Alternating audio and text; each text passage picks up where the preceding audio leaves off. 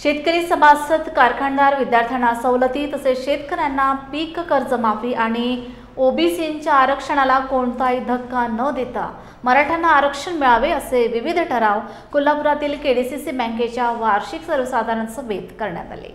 अध्यक्षस्थानी बँकेचे अध्यक्ष व वैद्यकीय शिक्षण मंत्री हसन मुश्रीफ होते। कोल्हापूर केडीसीसी बँकेची 87वी वार्षिक सर्वसाधारण सभा महासैनिक दरबार येथे संपन्न झाली। यावेळी आमदार सतेज पाटील, माजी खासदार संजय मंडलिक, आमदार राजेश पाटील यड्रावकर, माजी खासदार निवेदिता माने, माजी आमदार राजेश पाटील, माजी आमदार संजय बाबा घाडगे तसेच अन्य संचालक उपस्थित होते। प्रारंभी वार्षिक सालात मयत झालेल्या सर्व सभासदांना आदरांजली वाहण्यात आली। त्यानंतर सभासदांनी विचारलेल्या प्रश्नांची उत्तरे आमदार मुश्रीफ यांनी दिली। तसेच अनेक सभासदांनी बँकेचे कामकाज व्यवस्थित चालवून नफ्यात आणल्यामुळे अनेक सभासदांनी आमदार मुश्रीफ आणि आमदार सतेज पाटील आणि संचालक मंडळाचे अभिनंदन केले। शेवटी आभार उपाध्यक्ष व माजी आमदार राजूबाबा आवळे यांनी मानले। गोकुळ आणि वारणेला दूध घालणाऱ्या दूध उत्पादक सभासदांना 10,000 रुपयाचं अनुदान आपण द्यायचा निर्णय घेतला। त्यानंतर शैक्षणिक सवलतीसाठी जे विद्यार्थी राज्यात आणि परराज्यात जातात त्यांना 30 लाख रुपयेपर्यंत 8% व्याजाने कर्ज देण्याचा निर्णय झाला। त्याशिवाय अनिष्ट तफावतीत असलेल्या इतर संस्थांना सुद्धा हा या योजनेचा लाभ द्यायचं ठरलं।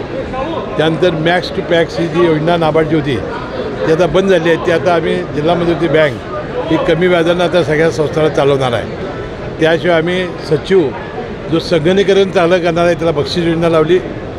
जो आमचं QR कोडसाठी ठेवीला मदत करेल त्याला आपण बक्षीस योजना लावली।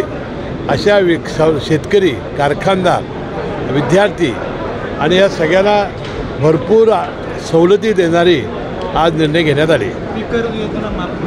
पीक कर्ज माफ करावा असा ठराव केला, सरसकट कर्ज, आणि ओबीसीला धक्का न लावता मराठ्याला आरक्षण द्यावं हाही ठराव आपण केला।